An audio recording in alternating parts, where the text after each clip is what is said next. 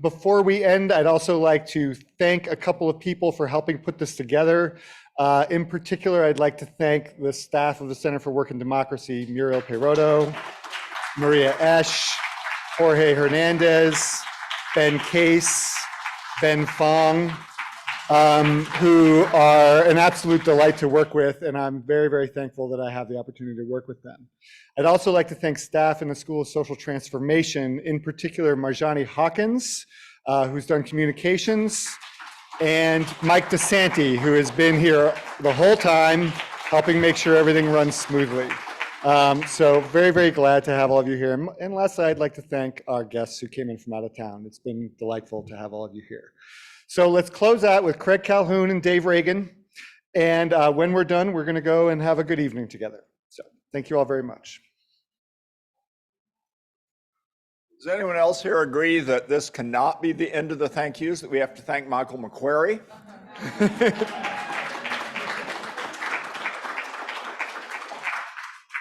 This has been a great event. It promises to be one in a series of great events into the future, and lots of work between these conference gatherings.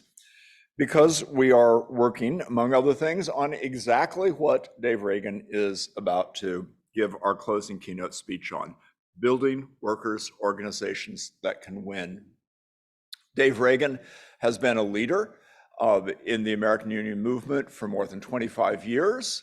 He's a key figure in the SEIU and has been. He is the president of United Healthcare Workers West. He's a pioneer in a variety of different approaches to winning for workers, for the members of unions, and helping unions to be a force for winning for workers beyond the members of the individual unions. Dave's done great things. He's going to do more, and maybe he's going to tell us about some of the future that we can build together. Dave.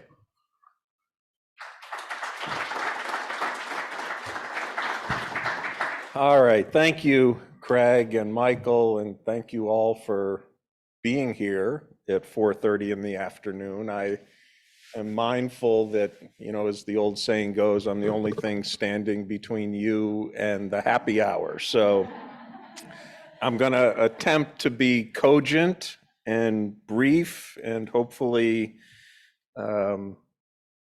helpful. Here's what I want to do this afternoon, and just listening to all of the conversations that took place here and the different panels, and also the conversations in you know, the lunch break and last night at the restaurant and all of that. And we seem to toggle back and forth between talking about the very, very macro, global, all of this, whether it's fascism or neoliberalism, you know, Latin America, what's going on around the world. And then we always come back to, so what do we do here? And, you know, we have this sense of threats and challenges and all of that. And, you know, at the end of the day, I'm hopeful that what the Center for Work and Democracy can do is to straddle those two poles of the conversation and then put some flags in the ground about what are we capable of doing and what do we have at our disposal that we can put into effect. And I should confess that the older I get and the longer I do this, I think I'm regressing, and I think in simpler and simpler terms and more concrete terms, and at least I recognize this bias in myself about, like, what can we do and what can we deliver and how do we win? And really what I want to talk about is this notion of winning.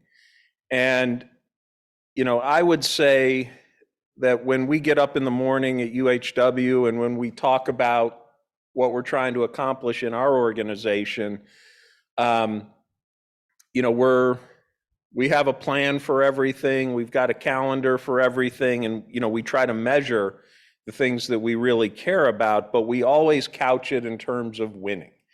And I've done this work. Craig was being, very gracious. I'm mindful that at the end of this month, I will have been doing union work for 32 years, which is kind of a shocking thing. I never got into it expecting I'd do this for 32 years, but lo and behold, here I am.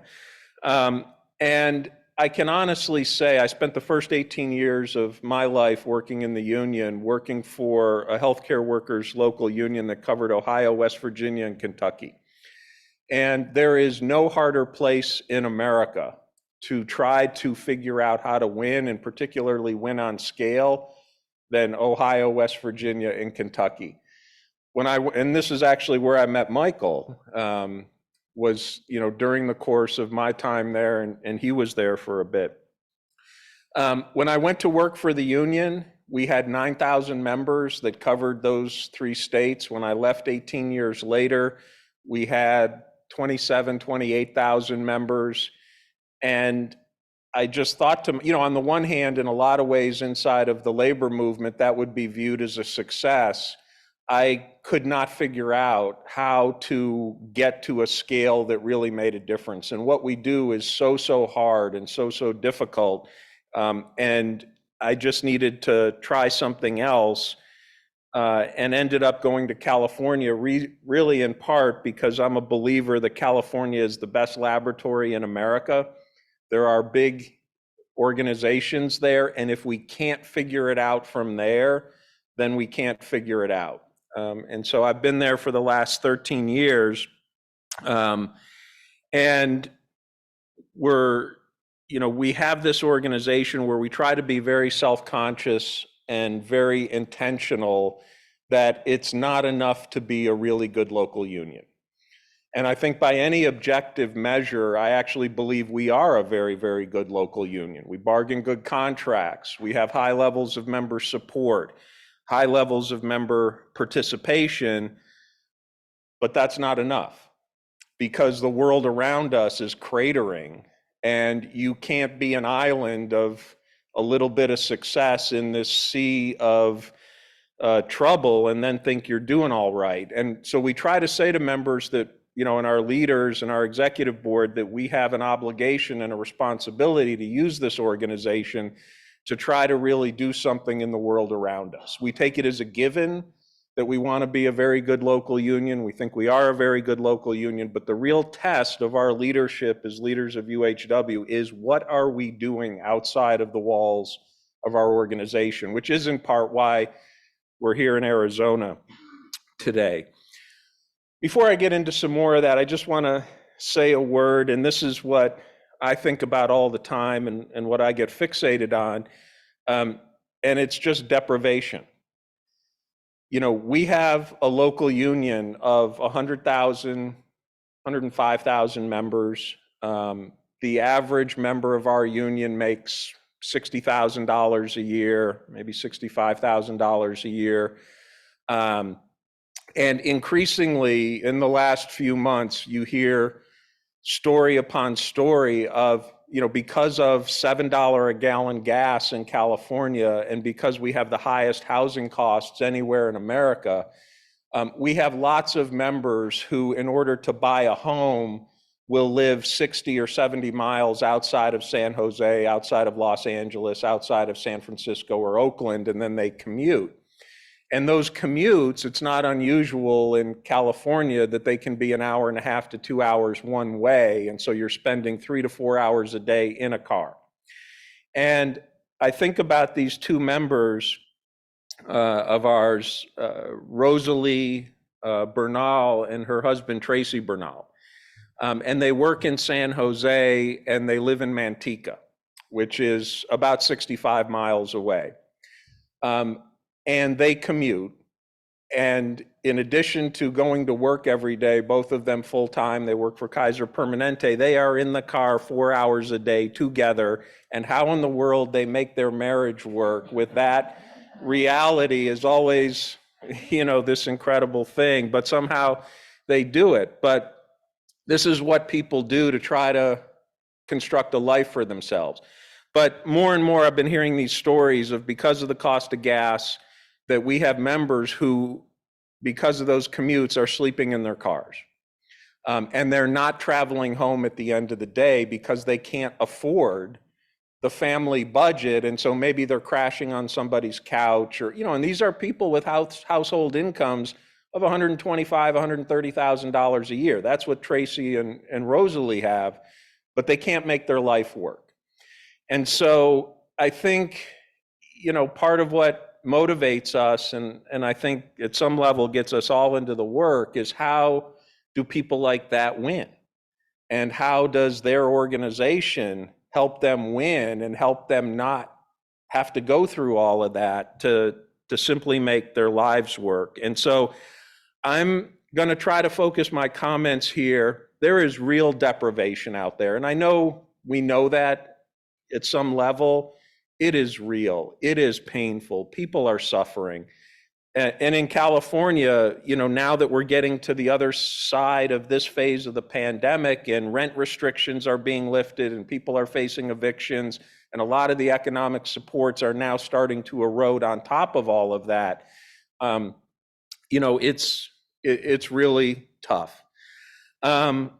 So if I have this thing, the two things, I'll come back to who we are. People have talked about this in the last couple of days. Scale matters and resources matter. And I have to appreciate Ruth, who referred to herself as a dinosaur yesterday, and I'm a total fellow traveler as a dinosaur. I am grumpy and like Mr. Wilson, get off my lawn.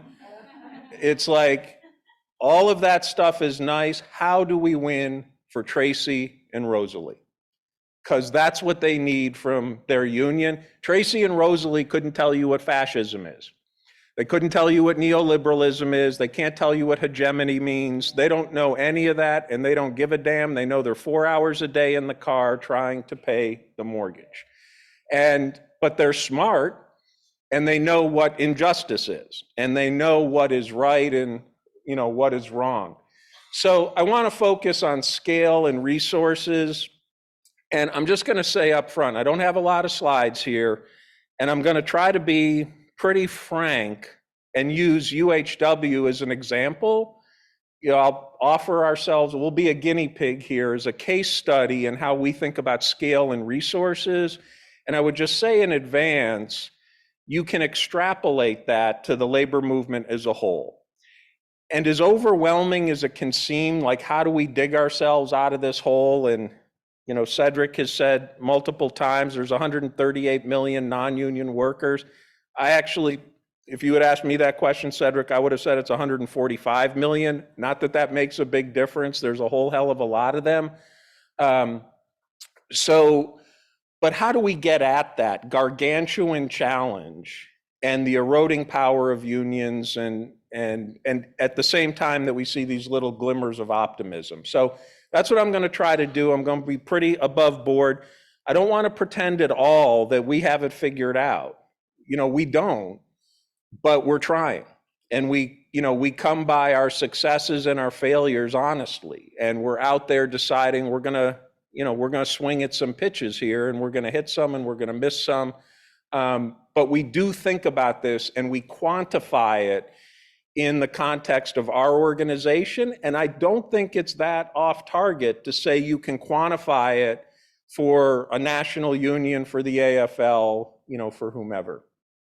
Just real quickly, just a couple of other things about who we are. About 105,000 members. We have an annual budget of $110 million. Okay, and this is the first thing about resources. We have relatively high dues in the labor movement. We did that intentionally. And it was a fight. And we went out there and we made the highest paid members of the union double their dues. And we had the lowest paid members of the union outvote them because everybody's paying 2% at the end of the day. And so I just want to say, and even in this conversation, it's like people don't like to really talk about the money. If you don't have money and if you don't have resources, it is all cocktail party talk. And you have to have money and you have to have a way to finance plans, or you're just, hope is not a strategy. And wishing is not a strategy. And it may sound old-fashioned and cranky and Mr. Wilson-ish, but you got to have the money. And if you don't have the money, you're just flapping your lips. So 105,000 members, $110 million. And one of the themes I want to talk about, and we think about this, and I want to be very upfront about this, part of how we think about addressing the question of scale is how do we use a traditional labor union with the traditional mechanism of collective bargaining to get resources that we put at the disposal of untraditional, non-traditional experiments, attempts, efforts, all of that. And we're very intentional about this and we talk about it. And I also want to say, you got to fight with people. It's not like because most union members, the best union members in America, why are you spending my money in Arizona, in these other places? My life is hard. And I need all of the money staying right here to address issues in my workplace. And I won't go in the whole thing. The first part of that conversation is that's what the whole labor movement does, and we're getting clobbered. And if we're not willing to identify resources and get outside of ourselves, you can't polish the apple indefinitely. We will lose. That's what the labor movement is doing. And you got to have that discussion with people. Our executive board is 240 people. We do executive board meetings in 5 languages with simultaneous translation: English, Spanish, Hmong, Mandarin, and Russian. Okay? So this is, you know, it's a little bit of a United Nations thing. It's actually a body that works. When you tell people 240, you know, how do you get anything done? Actually, the bigger the group, in our experience, the easier the governance is. And what we try to be intentional about with people is that we don't consider our leadership body to be a governing body. We call it a leadership body. Governance is 10% of what we do. Leadership is 90% of what we do. And it's about matching opportunities with resources and all of the tools at our disposal to try to win. And so if you're on our board, you did not join a debating society. We don't need 240 people to pass a budget. We can do that with 20 people. We have 240 people because we got to get, the phrase I heard, boots on the ground all across the state. You got to be able to lead your coworkers and lead other people. And that's why we have this big board. So that's just a little bit about us. And we think about scale and we think about resources all the time. So just to kind of put a pin in it, and as I go through this, I want to talk about 3 things. And I just want to say at the outset, you know, this question of how do we build organizations that can win? Step 1 is admit you have a problem. We're not winning enough. Okay, and you can't say that enough to people. We got to try other things, and it's about deliverables. But I want to agree with everybody who said that, you know, the path to rebuilding power for workers in the United States, you can't get there through the National Labor Relations Board. We don't believe that. It can't be. I don't think it can be done. And if you add up the membership of all unions in America, you get something between 14 and 15 million people. So let's just call it 15 million people. A majority of them are public employees, okay, which just happened a few years ago. For the first time in the history of the American labor movement, public employees outnumbered private sector union members in absolute terms. That happened about 5 years ago, and the gap continues to grow. So in the private sector, which is really the heart of the economy, this is corporate America, you know, we're maybe 5% organized, and we're not having much success in any of the emerging parts of the economy. So, we have to figure out how to tackle that problem. And when you think about, you have a base of 15 million people, I would argue you have to have strategies. If you believe your own rhetoric, if we believe our own rhetoric, do we have anything that approaches doubling those numbers over the next 10 years? And if we don't, we're not being serious. And guess what? We don't. The AFL-CIO, with the quote unquote new leadership not so long ago, said they had a plan to organize 1 million workers. It's over 10 years. Sorry, Sarah, but that's what it was, 1 million people over 10 years. That dog won't hunt. You can't get there and we all know when you put out a goal like that, you really don't, that's sort of the edge of your aspiration. That's not, you don't go blowing by that and do 2 million. That's the limit of what you're thinking is possible. We have to do 10 times that amount. And so the thought I would suggest to people, and again, I'll use ourselves as an example here, is can we compete in a real way for over 1 million workers a year for a decade? Not BS campaigns, but campaigns that actually have a theory. You can actually identify some resources, some weaknesses on the employer side, and hopefully you have a chance to win. And just talking at lunchtime, I think what Miranda is doing in the South is really interesting. It's a huge number, but I think about it this way. Are there 50 campaigns that we could think about in America that are seeking to organize 25,000 workers apiece? That's one campaign a state, okay, in a crude way of looking at it, and that'd be 1.25 million workers. And could you do that every year? I think we're capable of that. I think we have the tools and the assets at our disposal. We don't have the will. And we don't have, the consensus or the community or the ecosystem or the echo chamber to do it. But I think that's possible. And to me, in a country as big as this, 50 campaigns, 25,000 workers, you can figure it out. There's a way to do it. And I just want to say, for those of us here, in the Center for Work and Democracy, if you think about Arizona, right? So just extrapolate in reverse. Could you imagine efforts that seek to organize, and I use that word loosely because I don't mean through labor board elections exclusively.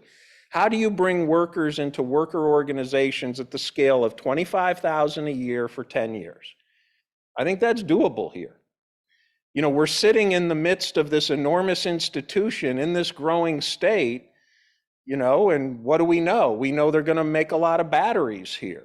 We know there's this totally non-union home care sector. We know tourism.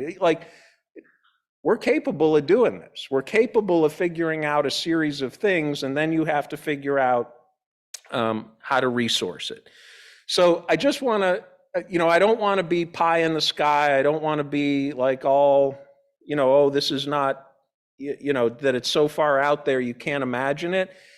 And I would encourage us all to think about this in the context of Arizona. And I would challenge people. I think this should be part of the mission of the Center for Work and Democracy. Can we imagine efforts to put workers in organizations, 25,000 a year for 10 years? And that example will hopefully get other people's attention in other places around the country. Because if we did that around the country, you're now competing for over 1 million workers a year. That's the scale. So I'm going to answer that question. If we're not at that scale, we're full of it. And right now, we're full of it. We're not dealing with it. And you're not going to deal with global fascism. You're not going to deal with world hegemony if you can't figure out, this is the thing we do. And I would argue we got to bring that to it. I want to take a little bit, one more word about resources.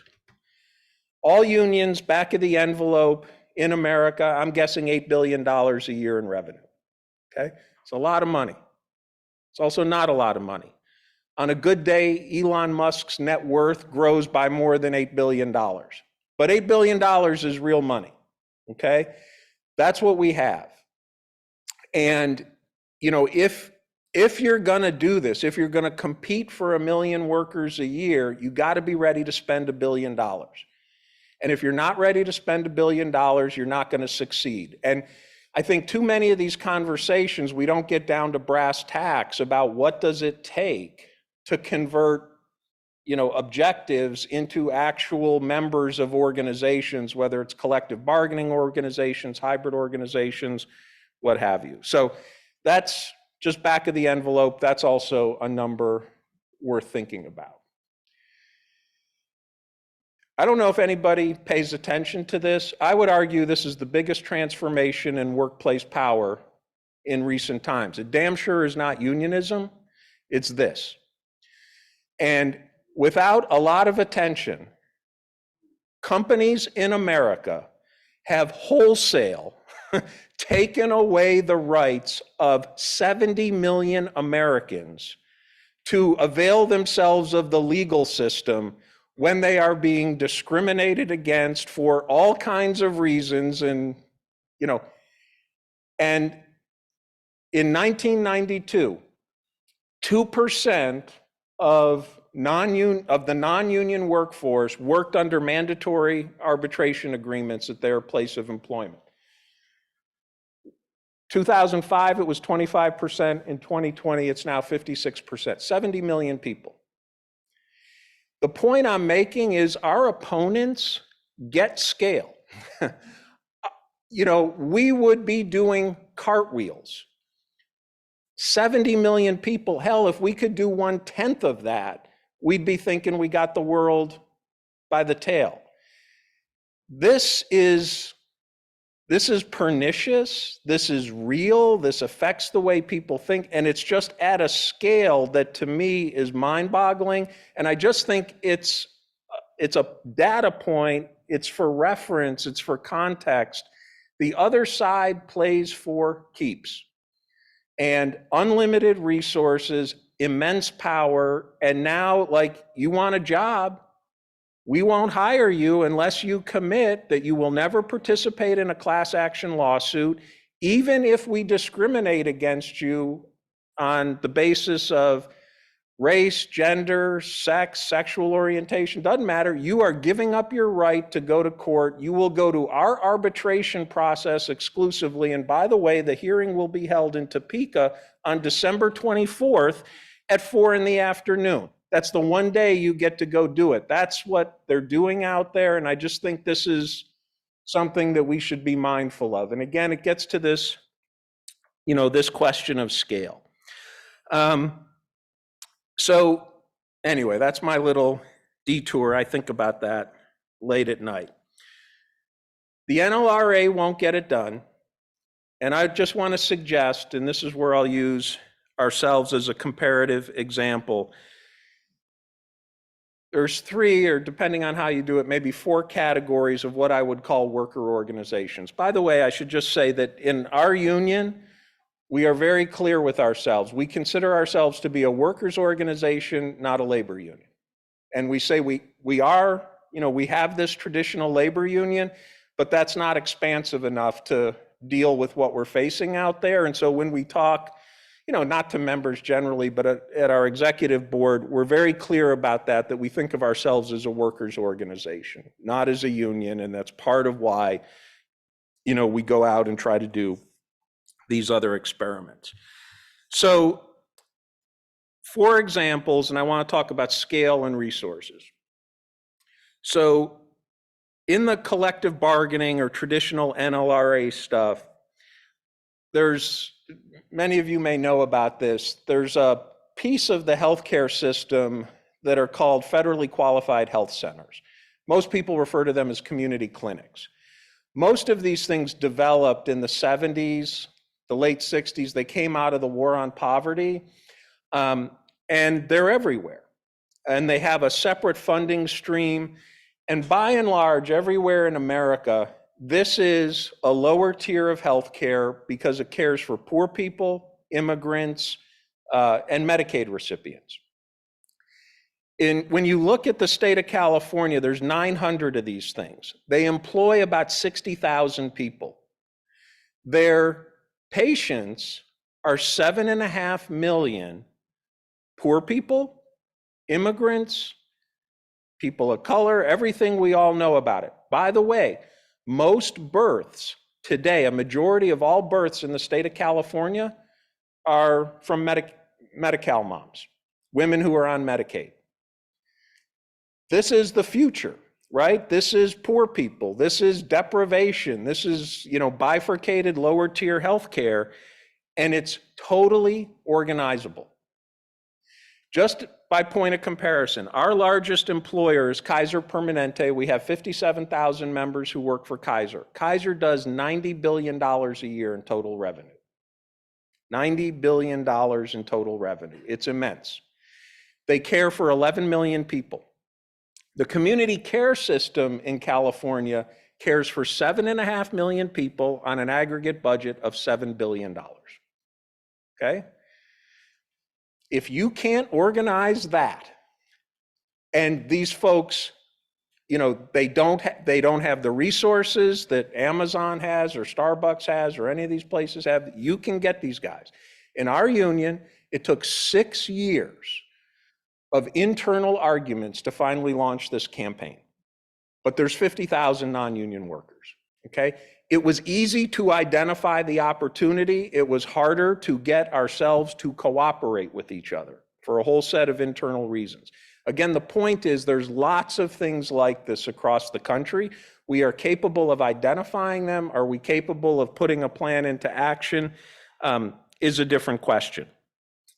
But when we think about scale, we're thinking about over the next 10 years, can we do stuff that will get, can we reproduce the 100,000 members that we already have?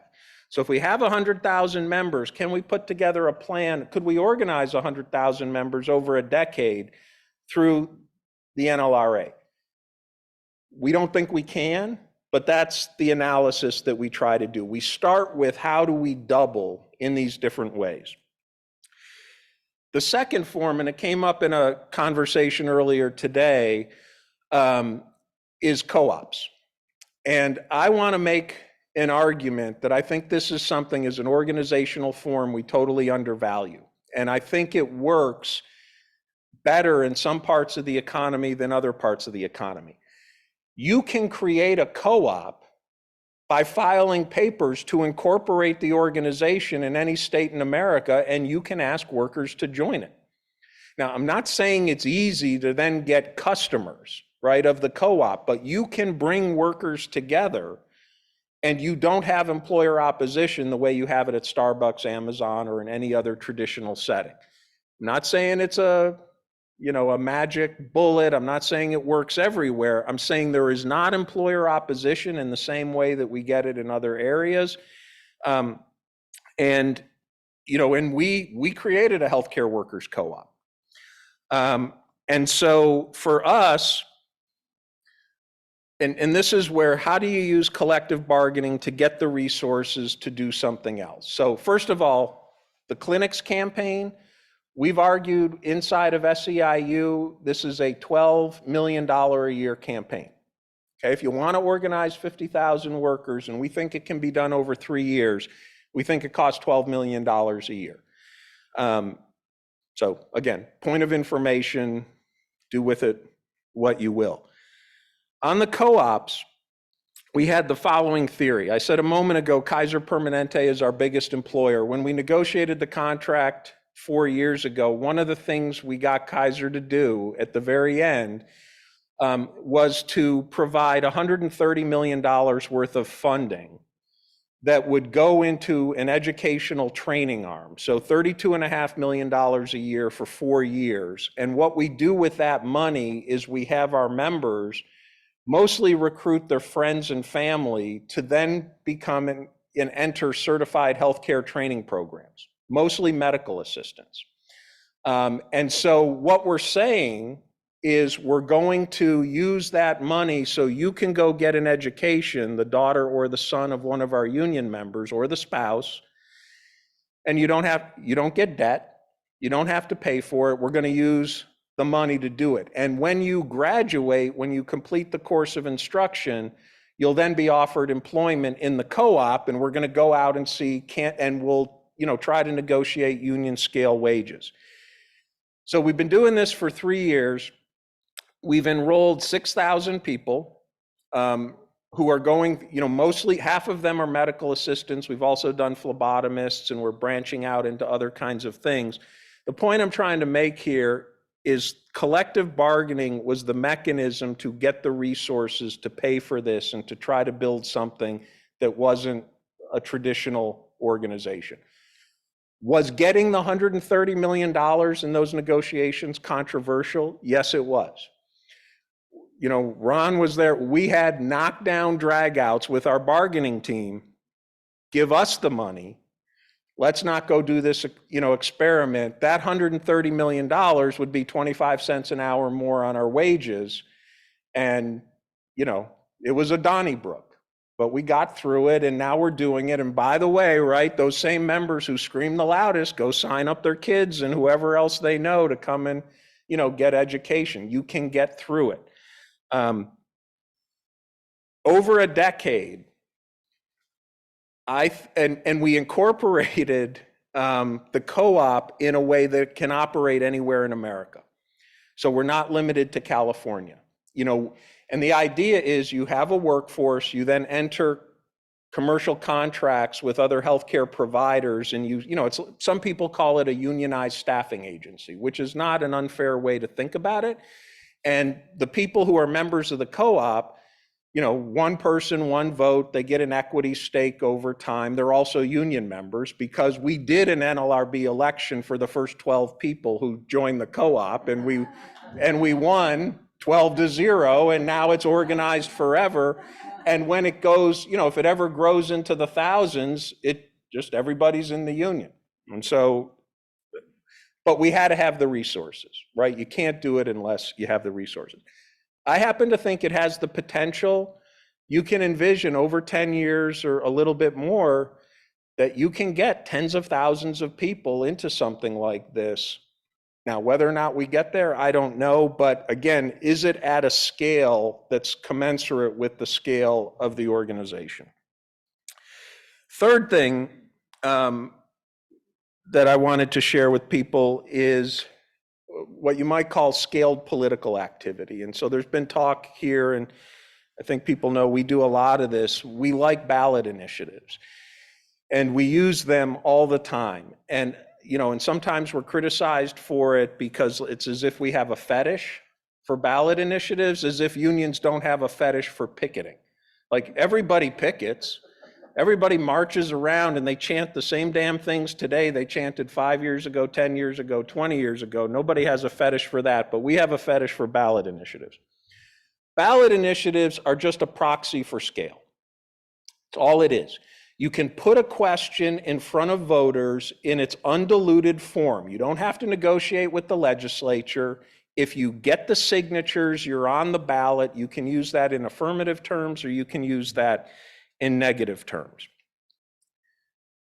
So this is, again, one of our experiments. We created this organization called the Fairness Project.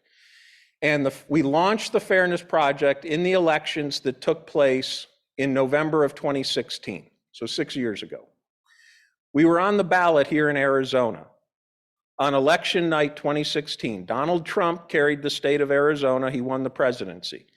That same night, Arizona voters voted 60-40 to raise the minimum wage.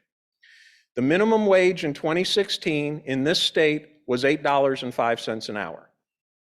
Today, it's $12.80 an hour.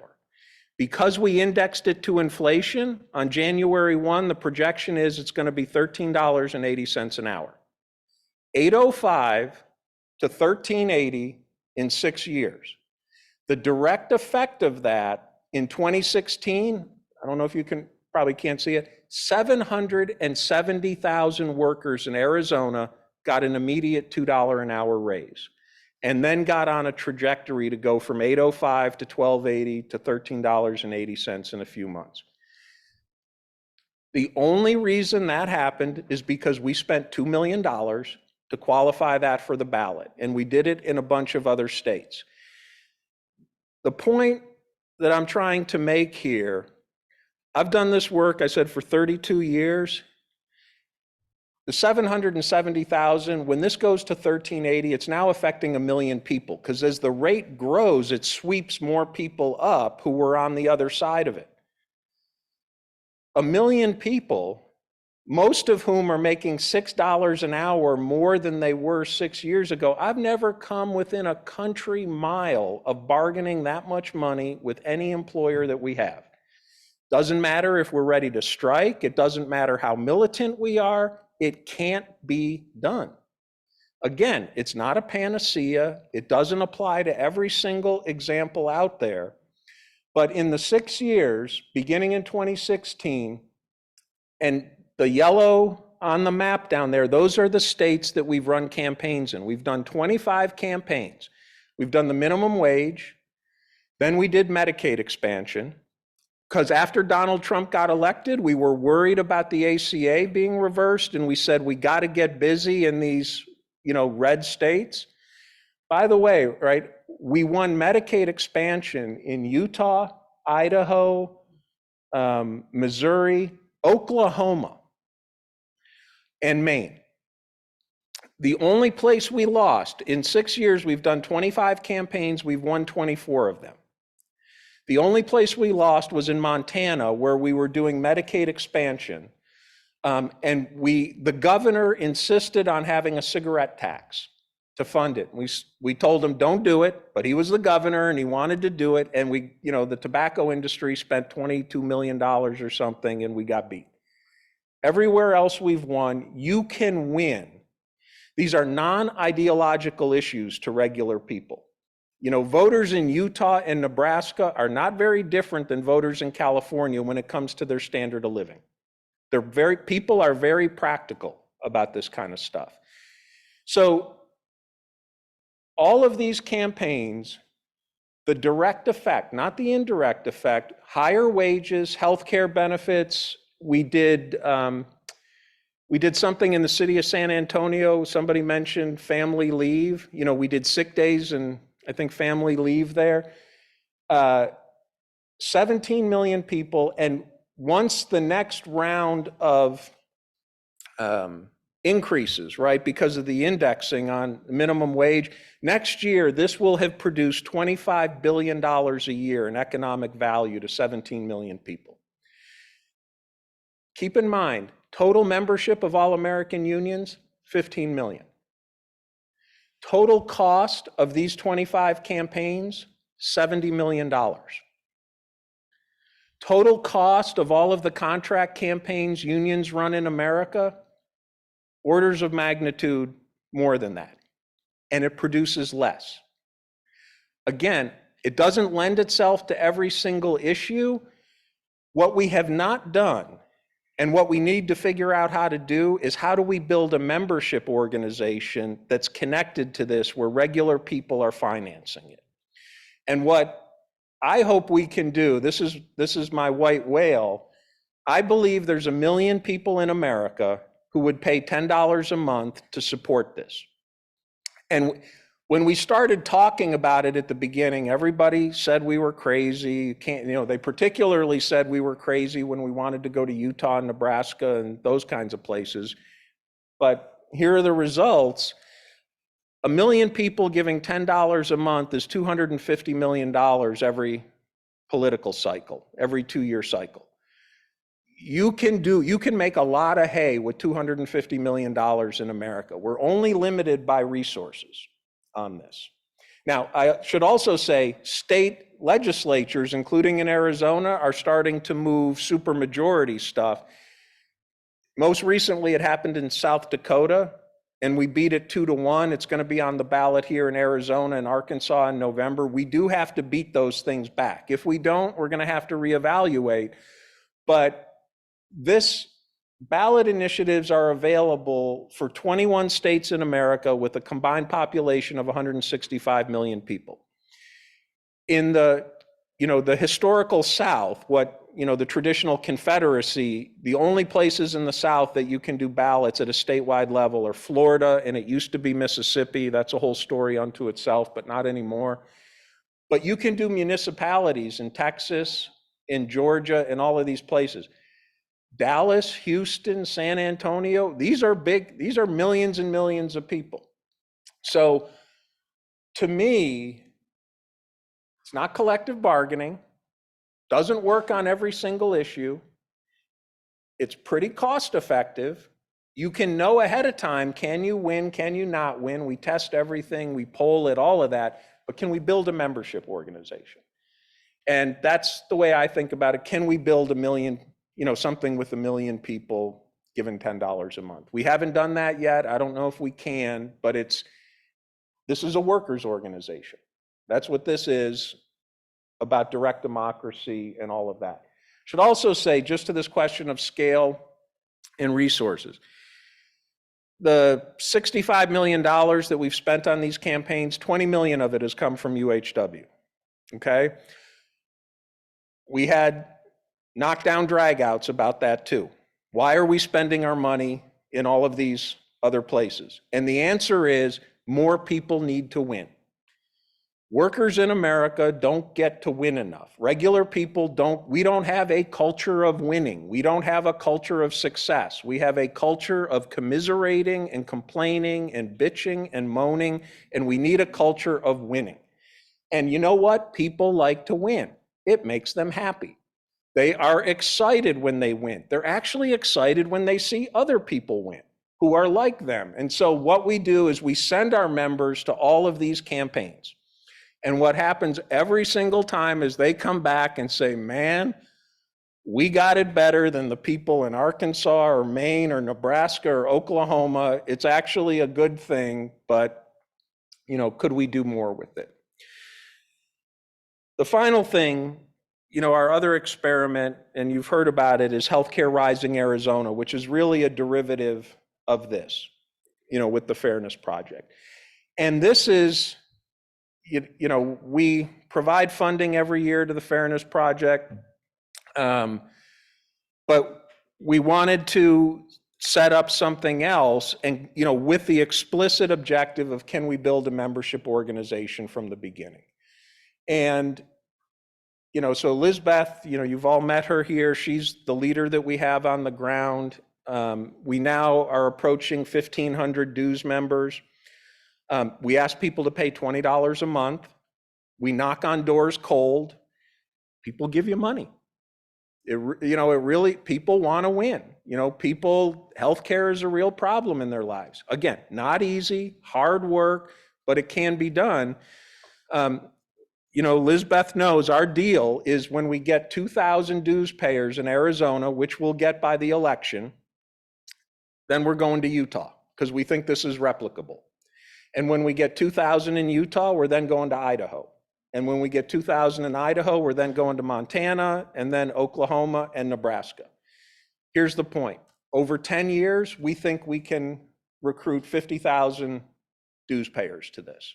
That's why we're doing it. Because we got to build another form of what we call a workers' organization. By the way, 50,000 people at $20 a month still doesn't pay for itself. We're still going to have to subsidize that through the traditional part of the union, but it's worth it because people can win a lot, and who knows, where it leads us. So all of that wrapped together is we think about our organizing. We got a 50,000 person campaign right now with a 3-year timetable. We think it's $12 million a year. The Fairness Project, in a typical year, we invest about $5 million in that. And can we build, a membership organization? It's harder because that one operates in a lot of different places, but we'll see what happens. And Healthcare Rising Arizona can be Healthcare Rising Utah, Healthcare Rising Idaho, Healthcare Rising Montana, and we think over a decade, 50,000 people that way. I don't want to, again, diminish or downplay these are hard conversations internally, and we have political opposition in the union. This is what they criticize us about. My life's not perfect. You're spending money in these other places. And so, but I think in this room, we all know that, we have this existential problem. We have this institution called the American labor movement that really is on life support. And as much as we want to see, the stuff at Starbucks and the stuff at Amazon turn into these glorious victories, they have a long road to hoe, and it's really, really hard. But I just wanted to try, in these remarks, to say we're not pessimists. We think there are ways to do it. We think we can identify opportunities, but how you think about scale, in our view, is you really do have to quantify that. And if you're an organization of a certain size, are you thinking about scale in a way that is proportional to what you already have? And then I would say to a general group like this, there are so many opportunities in America where you can envision ways to organize 25,000 people. And I think we should, that's what I hope, we can do here over time. I do think Arizona is a blank canvas, and anything is possible, but we don't have a lot of time to figure this out. But, I'm also not, of the school of thought about sackcloth and ashes, but I do think we got to get real about scale and resources. And if you're not talking about the money, you're just talking at a cocktail party. So that's what we got, and we'll see where it goes. But I don't know what you'd like to do, but hopefully that's helpful and tries to pull together some of the strands of what we've been talking about here. So thank you.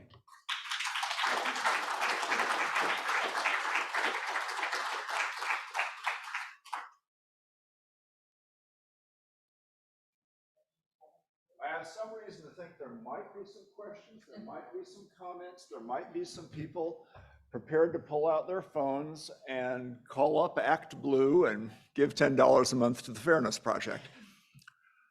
Questions or comments? You can go right to the Fairness Project website. QR code behind you. Well done. Questions, comments? Ruth? Very impressive. I guess one question I was wondering about while you were speaking is, do the beneficiaries of the Fairness Project or the other projects know that this is a union thing? No. And honestly, Ruth, when we started, we intentionally didn't want to brand it as a union thing because of where we were going.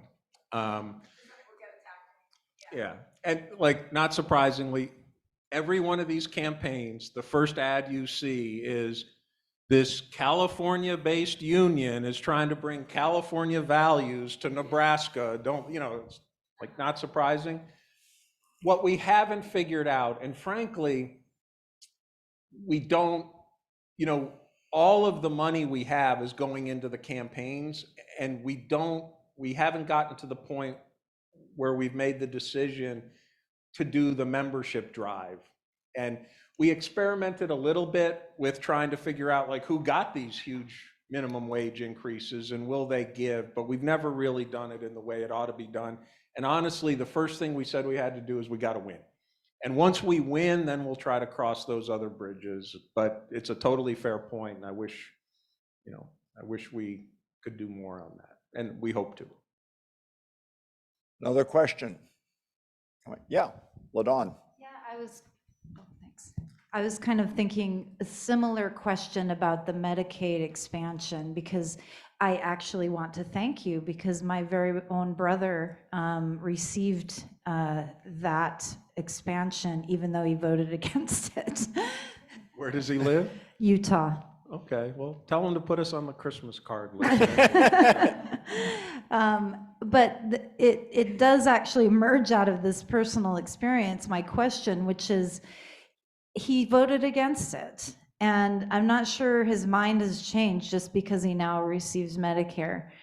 And I wonder how these kinds of wins, I know it was implicit in what you were saying, but how can these kinds of wins be translated into the power in places like Utah?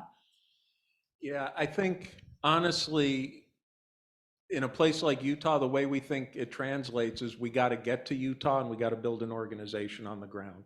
And, you know, just being candid in this room, here are really the two criteria that we have. Does a state have a ballot initiative mechanism? Because that's the way we get to scale, as long as that's available to us.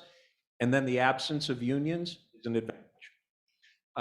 And we like states like Utah, Idaho, Montana, because you're not competing with a lot of other people who feel like you're imposing on their turf and all of that. And we've gotten that in some other places. By the way, the biggest regret I have about the Fairness Project, we could have passed a $13 an hour minimum wage in 2016 in Ohio. It was the unions that screamed not to do it. Because they thought it would make it harder to organize for that. No, because we said to them, you have to share in the cost of the campaign. We'll put up some, and they said, well, we need to save all our money because of a potential right to work ballot initiative. And you say to them, that's a defensive fight. Workers in Ohio, this is like 1.3 million would get a pay raise. We tried 3 times to do Ohio, and we've never been able to convince the unions to do it. And today, the minimum wage in the state of Ohio is $8.90 an hour. It's going to be $13.80 in Arizona. It's approaching $12 in Arkansas. So look, I feel both protective of organized labor, and I'm also its biggest critic. This is an utter failure. Like, you know what it means when almost 1.5 million people get a $5 an hour pay increase? Like, none of you and me, we've never negotiated anything approaching that. Like, this is billions of dollars a year, and because we want to fight right to work?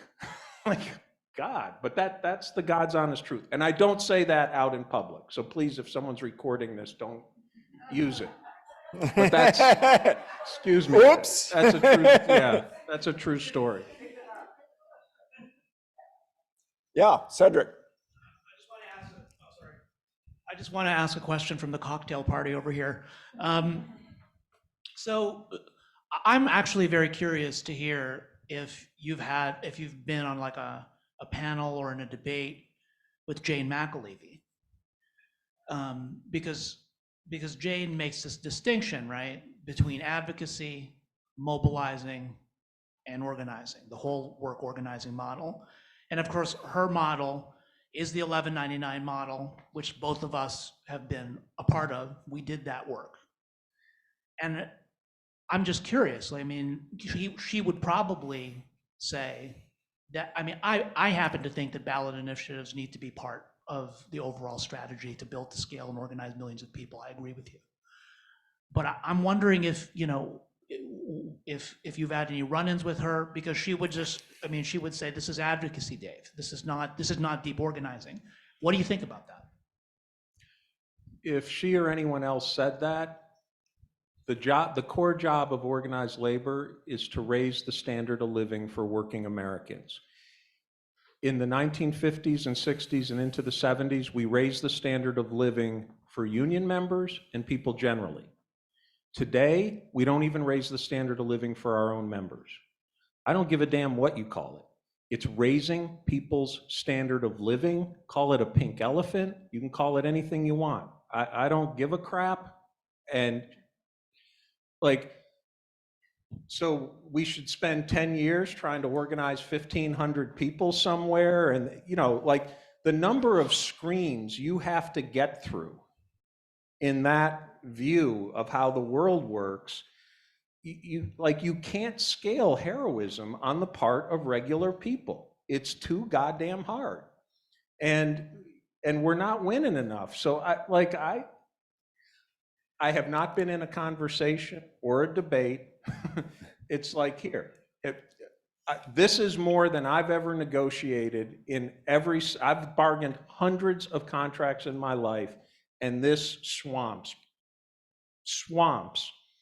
Now, can we figure out how to, can we figure out how to build membership?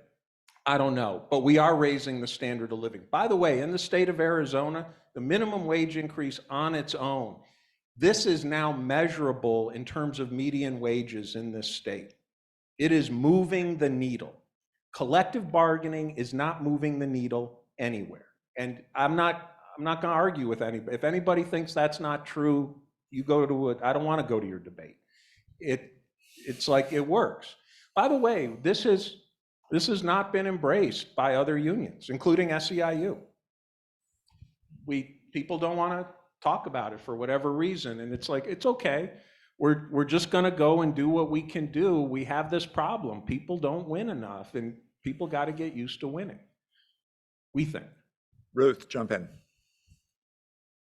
Thanks. The reason I asked that question about Ohio is I've run into this in other settings where unions are wary of whether it's a ballot initiative or legislation. They think if their members are going to get, say, paid sick leave anyway, what reason do they have to be in the union? Or maybe their union collective bargaining agreement pays less than the new minimum wage that you just are going to do through the. So that's another huge problem, right? And that's a really bad reason not to do it. I'm not So, defending it. I'm just saying that's like. No, real. all of that is Yeah. true. By the way, I don't want to just give criticism to organized labor. Let me throw Sherrod Brown on the list. Sherrod Brown argued not to come to Ohio because then people might contribute to this campaign instead of his campaign. And you say, Sherrod, the minimum wage is 40 points more popular than you. Maybe you ought to embrace it. Maybe that would be worth doing. So it's pretty consistent. The institutional Democratic Party and candidates have also, the only place we ever had a candidate for statewide office embrace what we're doing was Patty Murray in the state of Washington. She was the one candidate in any of the campaigns that ever embraced it, and she was the only candidate that ever got more votes than our winning campaigns. In all of the others, the other 23 winning efforts, there was no statewide candidate that got more votes on the Democratic side than our measures. Those are the facts. But you're right, Ruth, and this is, again, I'm protective of the labor movement because it does a lot of good things, and it infuriates me what we can't. Our job is to figure out how to raise the standard of living for people, and if we have failed to do it on our own, that is not a reason not to do it. Do it in a way that people can embrace it. And I don't know why this tactic is, again, why is this outside of the set of acceptable tools? Right? The only thing we can do is go to a bargaining table and pound the table and yell and scream and march around the building with sticks. That's the only thing we know how to do. Like, why can't we embrace this? It works.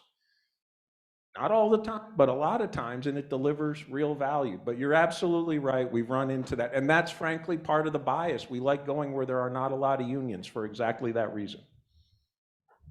Okay, yep.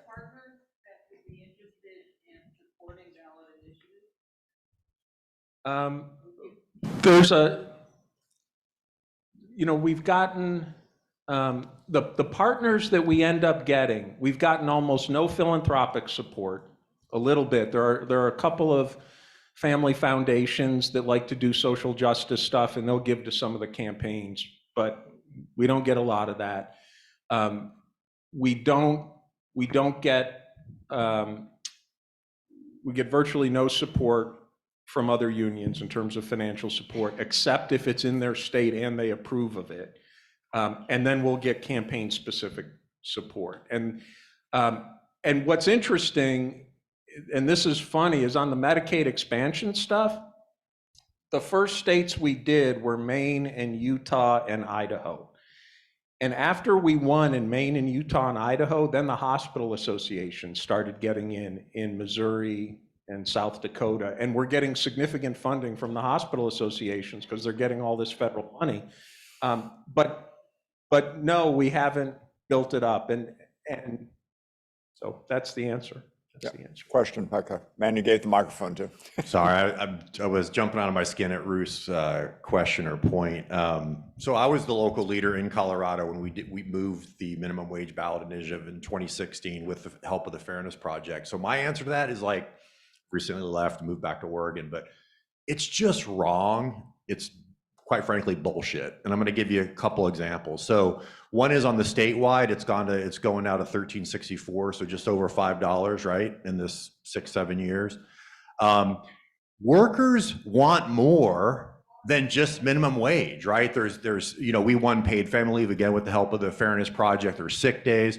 That's number one. Number two, people are missing member engagement. When we had that campaign in 2016, we set a record that year on member engagement on politics. By the way, it was so much easier to get members to go knock doors and make phone calls to pass a minimum wage than elect some politician who they don't know is going to ever do anything for them anyway, right? And the third thing is it contributes to organizing, actually. So we then use that, we set a new floor with the statewide. We then went to the airport and raised the minimum wage at Denver Airport, which we then used to organize 1,000 airport workers, right? And then, by the way, I should mention, these things just cascade. Denver, because of the statewide, we also opened up until that ballot initiative, the cities could not have a higher minimum wage than the state, right? So that passed, preemption. By 2018, the city of Denver passed, they're going to 1782 in January because of the inflation escalator. And Dave pointed out to me, I think at the dinner last night, that Denver might have the highest minimum wage in the country. So it's about raising expectations. I know. I get worked up and I get fired up because, and Dave and I share this, like the struggles within the labor movement. Essentially it comes down to having vision, but it's just wrong, right? And I'm trying to give people tools in all the different environments you might be in if you're working with labor unions on these kinds of issues, because it's about raising expectation. Dave is totally right that like workers want to win. And guess what? When they win a minimum wage, then they want the next thing and then next thing, because lives basically suck. So it can absolutely spur way more organizing, way more impact on workers' lives. It's the exact opposite of that belief. So I just wanted to throw that out there. Thanks.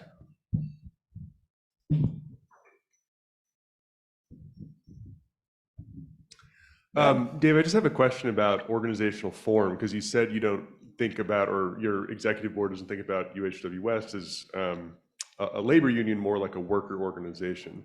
And I agree with you about the NLRB. Even a friendly board right now is having trouble processing all the sort of like activity right now, and it could be worse after 2024.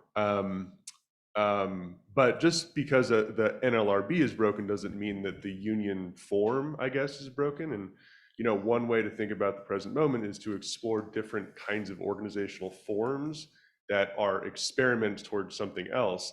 Another way to look at it is just to say, okay, let's just go before the Wagner Act and say something like that, right? To revive that form. And especially with the ballot initiative process under attack, the sort of maybe limited viability of that strategy going forward. Have you thought about sort of seating, I don't know, like minority union forms in Utah instead of organizations oriented towards ballot initiatives, or do you think that just doesn't, raise the possibility of winning in the way that you want? No, I think, Ben, when I talk about the NLRA, I should be more precise about it, that it's a combination of the legal apparatus, which is clunky and litigious and it takes a long time, but it's also just the degree of employer opposition. And that's the real employer opposition is the thing you have to overcome. And a committed employer who's willing, to just, Michael said it earlier, right? The point is to just demonstrate the futility of trying to do something. We're open to anything. We'll experiment with anything, and we recognize that the tool of ballots might be taken away in some places. We're going to try to prevent it. the question with minority unionism is what can you accomplish, but if, I'm sure there's examples of where you can figure something out. I just think part of the reason I put the mandatory arbitration stuff up there is, I do think there's been a lot of work done, and there was the project at Harvard and all of that about labor law reform. Aside from labor law reform, what are just the legal tactics, right? Is there an analog to what got done with mandatory arbitration? Is there something, I have no idea what it is. I just think we need to be flexible, creative. We'll look at all of that. And, there's big health system, there's Intermountain Health is the big health system in Utah. And, here in Arizona, it's Banner and Dignity and, Honor and a few others. I should also say, like, we're doing this, we're not ruling out that there's going to be opportunities to organize workers into, particularly healthcare workers into an organization. But what we're driven by is, are there opportunities, whatever they might be, to try to just win and bring people in? And I should say that here in Arizona, and Lizbeth might disagree, but I think in 3 to 5 years, we can be a 10,000 person organization just through that. And if that's all we accomplish, that's worth doing. And if we can then, use that as a springboard into doing other stuff, whether it's the gray market on home care, whether it's, hospital stuff, then that's all to the better. But it gives you an organizational base. And I'm open to all the other possibilities. I personally don't know of a minority union situation that has really worked very well, but that could just be my own ignorance. But Dave, am I right? You're not saying you're not going to win certification elections. You're not saying there could never be a strike. You're saying that's not your whole toolkit. Right. Oh, we're going to have a big strike in California next year. Yes. No, we actually say we got to use everything.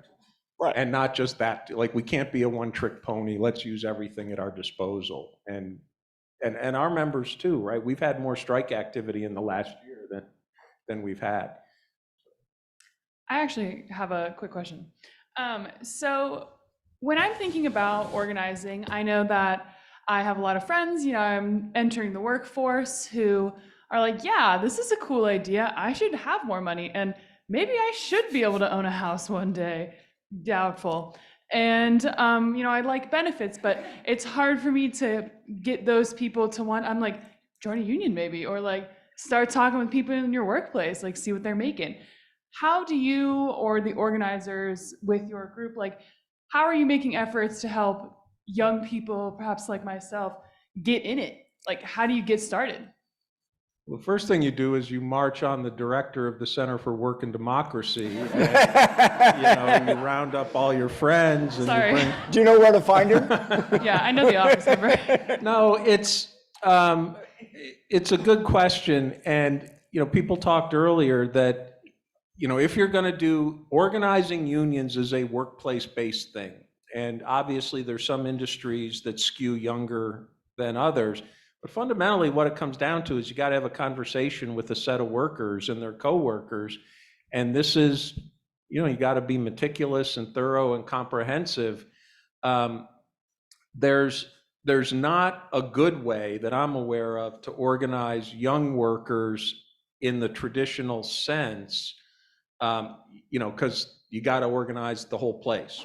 And but I do think, I think what we've learned recently is young workers are prepared to be the leaders of these efforts, and have a lot of energy in all of that. And whatever, just here in Arizona, whatever, like, we're happy to talk to people who are just interested in doing that, in a real way. There's no cookie cutter answer to it, but it just starts with basic, the basic organizing conversation about what do you do? What do you care about? What are the issues, and learning about the workplace. And, but perhaps we can follow up. And if people that want to have that conversation, we're certainly willing to help. Right. Heard that. Thank you. Miranda? Either way, both of them in either order. My question was just what is the plan on the community clinics? Because that's not one employer. That's a whole bunch of different employers. And so trying to think about how to get that organized seems like a real challenge. So we introduced a piece of legislation in this last session that would raise the minimum wage to $25 an hour for clinic workers. And that freaks people out. And we didn't think we could pass it in the first session. We think we can pass it in the next session. But we do think we need two things. There's 50,000 non-union workers. We got to put 10,000 of those workers in visible motion up and down the state. And we believe we need a political play. This is where political leverage about how is the industry financed. And then you have to drive it is 900 different organizations that provide the care, but it's one funding protocol. And the way we leverage this is you do it through the funding and you try to raise standards. And you basically say to the employers, we're going to pass 25 and we're going to force you to pay it. And, we're prepared to make a deal about unionization, future funding, all of that. So it's kind of a macro political play coupled with you need lots of workers being militant and screaming and yelling and going to the state capitol. We actually, just in the last 6 weeks, we have passed $25 an hour minimum wages for hospital and dialysis clinic workers in the city of Los Angeles, the city of Long Beach, the city of Downey, and the city of Monterey Park. The Hospital Association has now gone out to get signatures to put it to the ballot for a referendum. But what's interesting is the 4 cities we passed it in, there was only 1 no vote. There were 3 unanimous votes. The only no vote came in a small city, the city of Monterey Park. The point I'm trying to make is that there's actually, we believe, a political constituency in California now to dramatically raise wages because of the pandemic, because of what healthcare workers are going through. And for community clinic workers, a $25 an hour minimum would take average wages from the 17, 18 for a lot of people up to 25. And we think we can do it. And, and we're banking on the combination of, political leadership and then the industry itself. Like, we can run over top of you, or you can try to make all of this work. That's the theory. But you're right that it's lots of employers. As an organizer, we've never really thought of the legal system, or the labor law system, or the legal pieces as sort of our main strategy, because grassroots power is always the most important. But there are some interesting pieces I would love to hear your thoughts about. Just with the new general counsel of the NLRB, Jennifer Abruzzo, she's trying to look at a mistake the NLRB made years ago with this Joy Silk decision that could actually allow workers to have union recognition at just a majority status, rather than having to go through this ridiculous 2-step process that I think the Taft-Hartley Act, enacted. So, there's some little things there, and some memos about captive audience meetings being illegal, that kind of thing. And never where we would put all our eggs in that basket, because we've tried that with the Employee Free Choice Act, we've tried that with the PRO Act, and the 2 senators here are vehemently opposed to both. So I'm just curious, how when we see that tide of workers who win also want to build unions, and I completely agree with that philosophy that's not, about taking away any market share. How can we also use grassroots efforts to try to support this really minuscule, weird legal opportunity? Yeah, what I would say to that, I don't mean this to be cavalier about it. I think it's an absolutely fair point that you're making, and an important point, but it's got to be applied in the context of a specific campaign, right? And so can we identify, again, campaigns? I'm throwing out there this number of, big campaigns, 25,000, even, something, but that tactic, that element would make a lot of sense in a lot of these campaigns, and it ought to be, put in the mix. And But I just think these are practical questions that come from real engagements. But I think that's all helpful. That is really helpful if you can make it stick and if you have the goods on something like that. But for me, again, the risk of being repetitive is the first job we got to do is identify what are the large scale campaign opportunities, and then let's start working it, and then who's putting in to fund it. That's, these are not abstract questions. These are very practical questions about, objectives, tactics, resources. But I think we can win, but you got to bring all of that together. Folks, I think we need to thank Dave for this tremendous talk and discussion. And thank Dave for the very existence of the Center for Work and Democracy. Thanks, everybody.